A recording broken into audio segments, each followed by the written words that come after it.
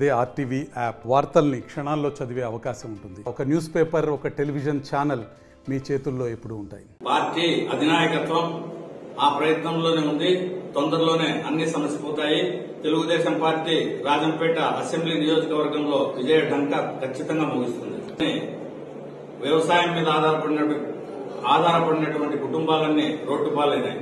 ఈ రోజు చూస్తే భూగర్భ జలాలు అడుగంటిపోయినాయి. బోర్లలో నీళ్లు లేవు. ఆ రైతులను ఈ రోజు వరకు పట్టించుకునే వాళ్లే లేరు. ఈ మాదిర వ్యవసాయ రంగం మీద ఆధారపడిన ప్రజలను గత 5 సంవత్సరాల్లో వైకాపా ప్రభుత్వం తీవ్ర నిర్లక్ష్యానికి గురి చేసింది. అవి తెలుగుదేశం పార్టీ హయాంలో రూపుదిద్దుకున్న ప్రాజెక్టులే. కాబట్టి మాకు ఆ స్ఫూర్తి ఉంది మా పార్టీకి, మా ప్రభుత్వానికి. మేము అధికారంలోకి వచ్చిన వెంటనే ప్రాజెక్టు పూర్తి చేయడానికి కొన్ని సంవత్సరాలు పడుతుంది. కానీ మేము వస్తూనే మట్టికట్ట నిర్మాణం జరిపి ప్రస్తుతానికి వాళ్లకు ఊరటనిచ్చి మట్టికట్టతో పాటు ప్రాజెక్టు పనులు కూడా చేపట్టి ఒకవైపు మట్టికట్ట ద్వారా తాత్కాలిక ఊరటనిచ్చి శాశ్వత ఊరట కోసం 2 ప్రాజెక్టులను కంప్లీట్ చేసి మళ్లీ రైతాంగాన్ని ఆదుకునే తెలుగుదేశం పార్టీకి రైతుల పట్ల ఉండే చిత్తశుద్దిని చాటుకుంటామని ఈ సందర్భంగా నేను ప్రజలందరికీ మాటిస్తున్నాను. నారా చంద్రబాబు నాయుడు గారి ఆశీస్సులతో, నారా లోకేష్ గారి ఆశీస్సులతో రాజంపేట పట్టణంలో, రాజంపేట అసెంబ్లీ నియోజకవర్గంలో మెడికల్ కాలేజీ ఖచ్చితంగా ఏర్పాటవుతుంది.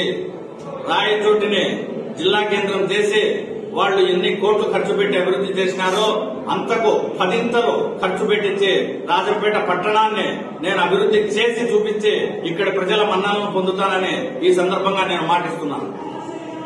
రాజంపేట అసెంబ్లీ నియోజకవర్గంలో తెలుగుదేశం పార్టీ, జనసేన, బీజేపీ నాయకులు చేసినటువంటి ఈ కార్యక్రమం అభినందనీయం. నేను అందుకోసం స్థానిక నాయకత్వాన్ని ఎంతగానో అభినందిస్తున్నాను. వాళ్లు చేసిన కృషి మర్చిపోలేనిది.